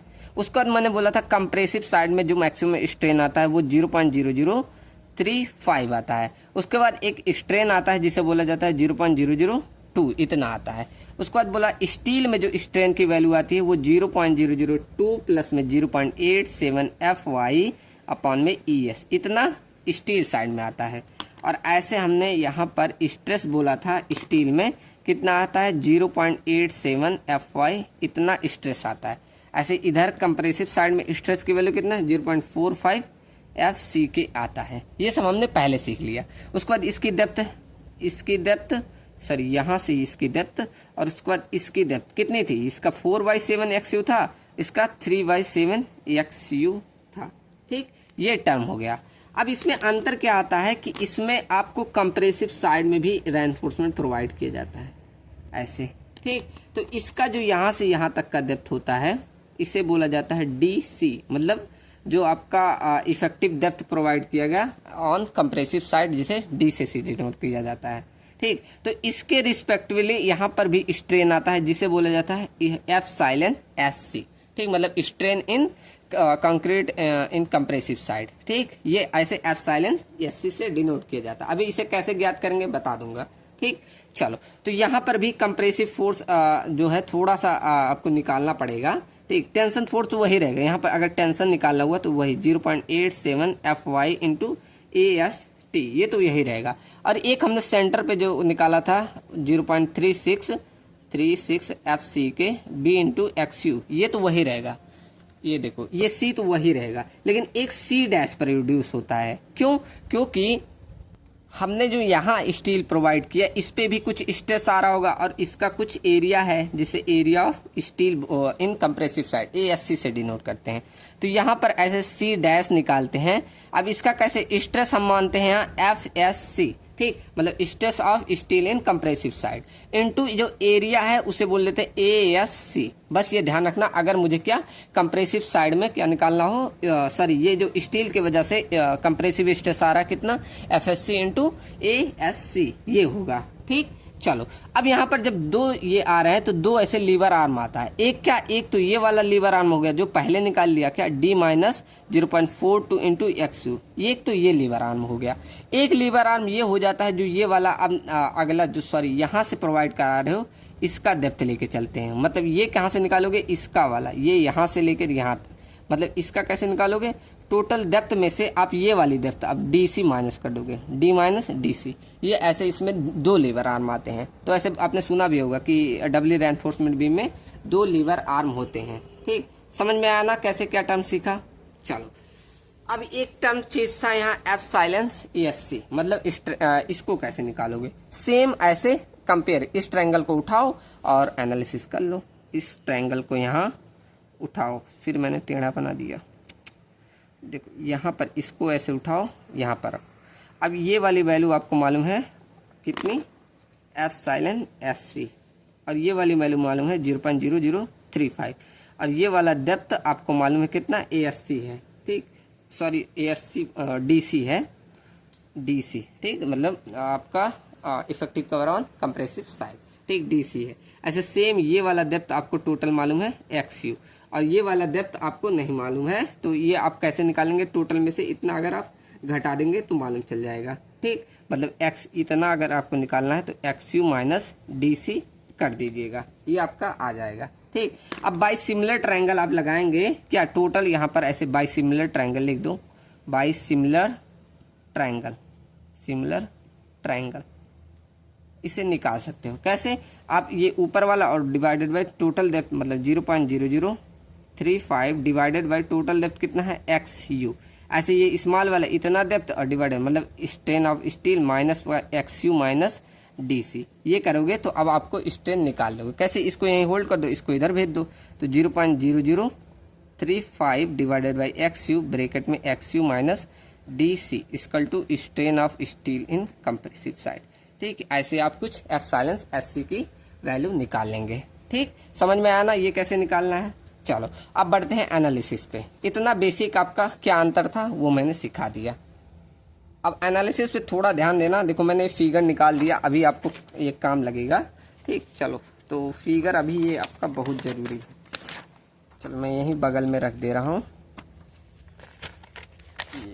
ये रहा आपका फिगर। ठीक, चलो तो अब एनालिसिस के जो स्टेप थे, स्टेप नहीं चेंज होने वाले। ठीक, तो स्टेप नंबर अब यहाँ लिख दो, एनालिसिस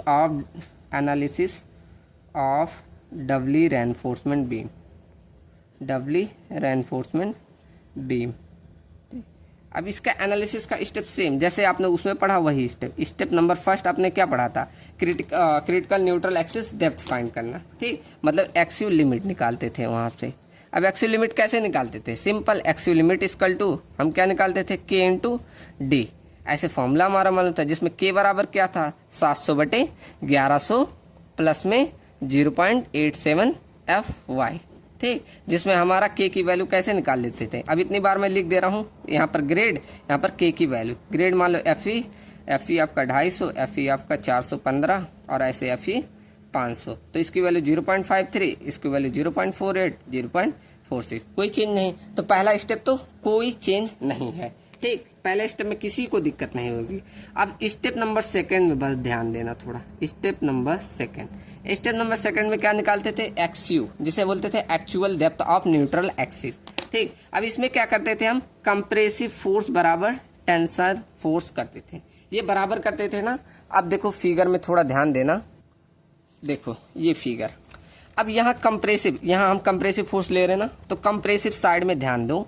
यहाँ पर जब कंप्रेसिव साइड में आप स्टील प्रोवाइड कर रहे हो तो कुछ कंक्रीट ऐसे बाहर निकाले होगे, उसके बाद कुछ स्टील तो अंदर यहाँ रखे होगे। ठीक, तो ये काम किए होगे। तो पहले जो आपका बिना मतलब यहाँ पर कुछ नहीं जब प्रोवाइड कर रहे थे तब आपका कंप्रेसिव फोर्स था 0.36 FCK B into X U, ये था।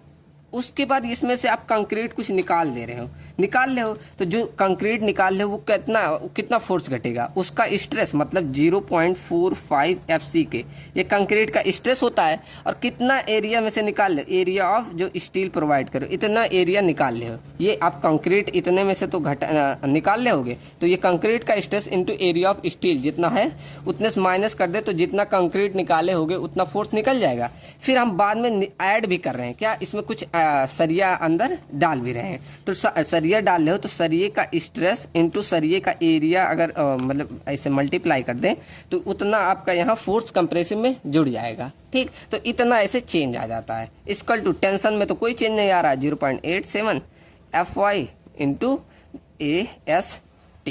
ठीक, बस इतना आपका सिंपल है, आपका निकल गया है एक्स यू की वैल्यू। अब इसे थोड़ा सा अरेंज कर लेते हैं, कैसे, 0.36 FCK B into X you. अब माइनस को उधर भेजो, इसको देखो इधर ले आए तो प्लस में FSC इंटू ASC माइनस का 0.45 FCK into ASC equal to 0.87 FY into AST। ठीक, अब यहाँ एक चीज़ कॉमन हो जाएगा, देखो 0.36 FCK into B into X you plus में, अब देखो area of steel of compression side इसको कॉमन ले हुए तो FSC माइनस 0.45 FCK ये घट गया equal to 0.87 FY into AST। अब ऐसे ये डायरेक्ट ध्यान रखना, जो चेंजेज हुआ है यही डायरेक्ट आप फॉर्मूला ध्यान रखना, क्या ASC ब्रैकेट में FSC माइनस 0.45 FCK। ठीक, डायरेक्ट यही आप ध्यान रख सकते हैं, जो आप यहाँ ऐसे घटाना जोड़ना, ठीक, डायरेक्ट ऐसे रख सकते हैं।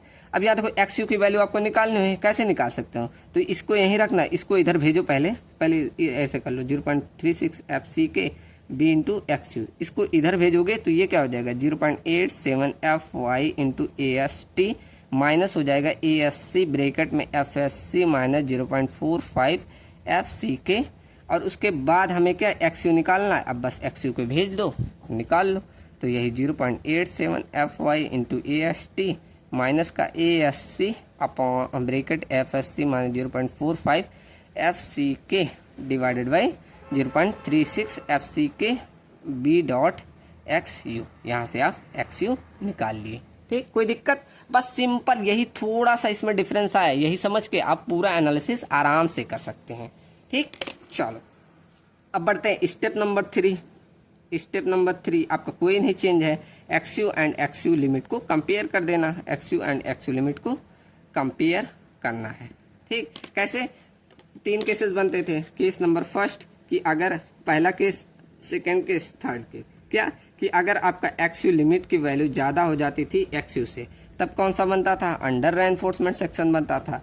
ऐसे एक्स यू लिमिट की वैल्यू कम हो जाती थी एक्स यू से, तो वहाँ पर कौन सा बनता था? ओवर रेनफोर्समेंट सेक्शन बनता था।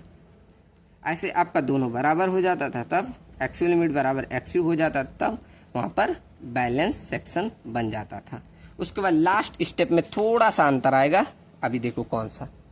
देखो लास्ट स्टेप कौन सा रहता है? Step number 4 moment of resistance ज्ञात करना। स्टेप नंबर 4 क्या? मोमेंट ऑफ रेजिस्टेंस निकाला,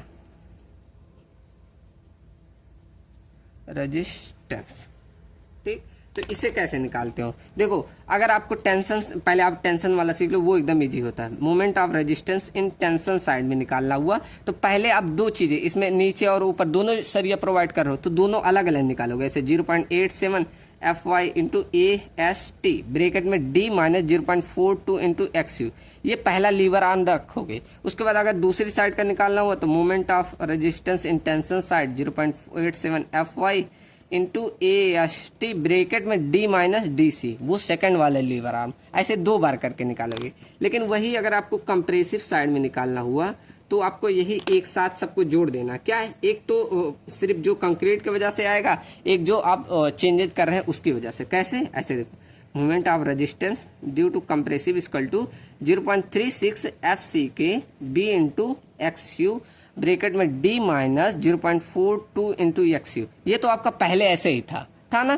फिर आप क्या कर रहे हैं, उसमें सरिया ऐड कर रहे हैं और कंक्रीट को निकाल रहे हैं, तो उसके वजह से मैंने फॉर्मूला अभी प्रूव कराया। कैसे? ए एस सी ब्रेकेट में F S C minus 0.45 F C K. ये बोला मैंने डायरेक्ट, ऐसे ध्यान रख लो, हमेशा घटाओ जोड़ो मत। ठीक, तो ये तो हो गया क्या? फोर्स। इनटू में बस क्या कर देना है, सेकंड वाला lever arm D minus D C. ठीक, बस ये आपका आ गया कंप्रेसिव फोर्स। आशा करता हूँ सबको समझ में आया होगा। ये आपका एनालिसिस हो गया सिंगली रेनफोर्समेंट बीम का। ठीक, अब बढ़ते हैं हम डिजाइनिंग पे। Designing of doubly reinforcement beam, designing of doubly reinforcement beam. अगर मैं फास्ट चल रहा हूँ तो बताइएगा, अगले लेक्चर में और आराम से पढ़ाऊँगा। ठीक, जैसे आपका एग्जाम जल्दी है इसलिए थोड़ा फास्ट पढ़ा रहा हूँ। चलो, तो देखो जब भी हम डबली रेनफोर्समेंट का डिजाइन करेंगे तो इसमें कुछ चीज़ें ध्यान रखना कि इसमें जो क्रॉस सेक्शन ऑफ बीम होता है, मतलब बी एंड डी, ये हमेशा फिक्स होते हैं। ठीक, ये हमेशा फिक्स होते हैं। सेकंड चीज़ होता है कि इसमें बेंडिंग मोमेंट डिजाइन की जो वैल्यू होती है, डिजाइन की वैल्यू ये ग्रेटर देन आ जाती है मोमेंट ऑफ रेजिस्टेंस, इससे, जिसे हम बैलेंस भी बोल दो।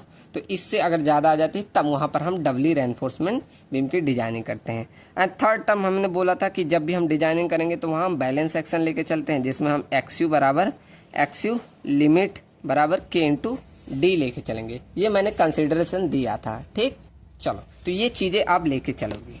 अब देखो इसमें देख लो क्या आपका गिवन रहेगा और क्या आपका एम रहता है।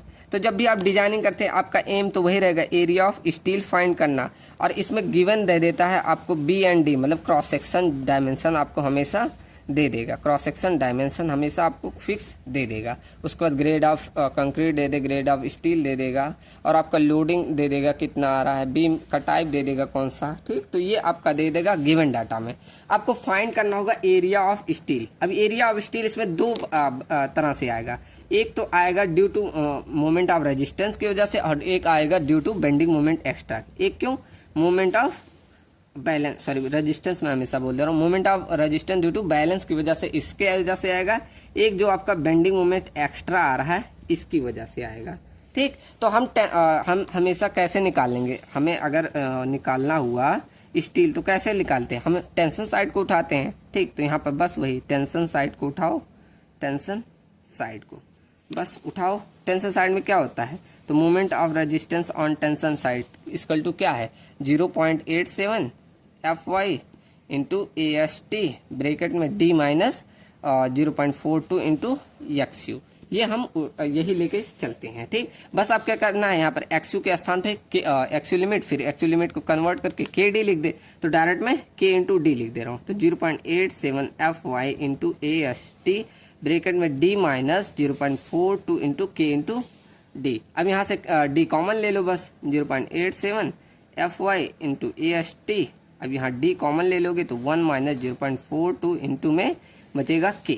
अब इस टर्म को हम क्या बोल देते हैं, J बोल देते हो, तो ऐसे J लिख दो, तो 0.87 Fy into AST into D into J। अब आपको एरिया ऑफ, यहाँ पर ये moment of resistance in tension side ऐसे लिख दो। ठीक, अब आपको चाहिए बस एरिया ऑफ स्टील, तो एरिया ऑफ स्टील यहीं रहने दो और इसको इधर ले आओगे तो ये हो जाएगा moment of resistance on tension side divide हो जाएगा 0.87 Fy इंटू AST इंटू में D। ये आपका निकल जाएगा कब, जब आपका एक साइड में मतलब टेंशन साइड में हो।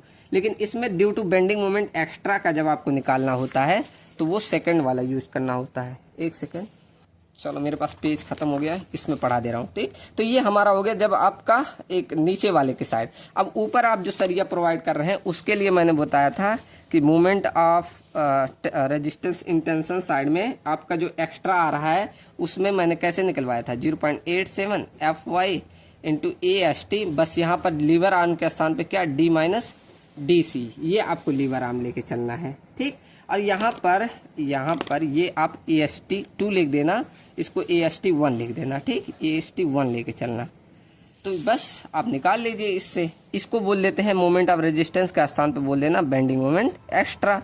तो बेंडिंग मोमेंट एक्स्ट्रा के equal to 0.87 Fy into AST bracket में D माइनस DC। बस आपको AST 2 चाहिए, बस यही रहने दो यहाँ। तो AST 2 इक्वल टू ऐसे डायरेक्ट लिख सकते हो, ये इसके नीचे आ जाएगा। तो बेंडिंग मोमेंट एक्स्ट्रा बाकी वैल्यू नीचे ले आओ 0.87 Fy इंटू में अब क्या बचा ब्रैकेट में D माइनस DC। ये आपका आ गया एरिया ऑफ स्टील निकालने। ठीक, समझ में आया ना सबको। तो ऐसे कुछ हम एरिया ऑफ स्टील फर्स्ट और एरिया ऑफ स्टील सेकंड निकाल लेंगे। ये तो सिर्फ हुआ नीचे की, मतलब कंप्रेस, यहाँ नीचे की साइड देखो, फिगर में देखो यहाँ पर हुआ। यहाँ पर भी हम मतलब ऐसा नहीं होता पूरा जो एक्स्ट्रा आ रहे हैं, कुछ सरिया यहाँ प्रोवाइड करते हैं, कुछ यहाँ। ठीक, तो यहाँ पर हो गया AST, मतलब अब आपको अगर AST निकालना हुआ AST, तो यहाँ पर आपको करना पड़ेगा AST 1 प्लस AST 2, इन दोनों को सम करके तब निकालना होगा। अब आपको निकालना है थर्ड टर्म यहाँ पर ऊपर वाला ASC। इसको कैसे निकालोगे, तो इसका सिंपल है, बस आपको यूज करना है मोमेंट लिखो, इसे बेंडिंग मोमेंट एक्स्ट्रा ही लिखो। Bending moment extra equal to, आपने फॉर्मूला पढ़ा ना, स्ट्रेस ASC इंटू क्या लिखवाया था AST इंटू FSC ब्रैकेट में 0.45 FC/K। इसको किससे डिवाइड कर देते थे, D माइनस DC से, ऐसे ना। उसके बाद बस आपको क्या करना है, ये आपको एरिया ऑफ स्टील चाहिए, इसको यहीं रखे दो और बाकी को इधर भेज दो। मतलब area of steel in compression side divided by क्या हो जाएगा, ये bending moment extra divided by FSC minus का 0.45 FC/K इंटू में D माइनस DC। ये आपका एरिया ऑफ स्टील निकल जाएगा। कौन सा, कंप्रेसिव साइड में। कोई टफ था, कोई नहीं। आपको ये फॉर्मूला हमेशा ध्यान रखना। ठीक, चलो यहाँ पर FSC की वैल्यू आपको इंटरपोलेशन से निकालना पड़ता है। अगर आपको देगा तो ऐसे चार्ट देगा, नहीं तो आपको IS कोड में मिल जाएगा। ठीक, चलो तो मैंने जो टारगेट लेके आया था देखो इसी में लिखा था। तो पहली यूनिट तो मैंने सोचा था कवर करने, वो हो गया। बस आपका WSM का एनालिसिस और डिजाइनिंग ये बचा हुआ है, तो ये मैं लास्ट में करा दूंगा। ठीक, चलो। और यहाँ पर मैंने यूनिट 2 में क्या कवर कर लिया, design step of singly and doubly reinforcement beam का, इसका एनालिसिस और डिजाइनिंग स्टेप दोनों देख लिया। बस इसमें न्यूमेरिकल है, न्यूमेरिकल, तो इसके अगले लेक्चर में न्यूमेरिकल दिखाऊंगा। उसके बाद ये टी बीम, उसका सीयर डिजाइनिंग और ये बॉन्डिंग वाला बॉन्ड है अगला, तो ये सब देखेंगे। ठीक, चलो तो मिलते हैं नेक्स्ट क्लास में पार्ट 2 में। कल आपका पार्ट 2 शाम तक मिल जाएगा। ठीक, नहीं तो उससे पहले ही अपलोड कर दूँगा क्योंकि 2 ही दिन टाइम है, तो जितना फास्ट होगेगा मैं करूँगा। ठीक, चलो मिलते हैं नेक्स्ट वीडियो में। Thank you and thanks for watching.